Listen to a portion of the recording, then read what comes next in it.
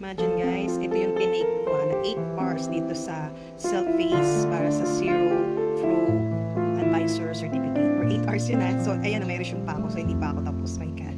So, ninamdam ko talaga kasi talagang ano ko yung mga tanong, inaaral ko, kaya umabot ako. Hindi pa ako tapos So, ito yun, lahat na na-take ko. Lahat na may check na blue. Ayan, yan yung mga na-take ko for 8 hours. Grabe. Ihilang ang pahinga. Tapos, magtimpla ng kape, kukuha ng pagkain, then kumakain ako sa harap na mismo na computer. Tapos, play ko lang yung ihid.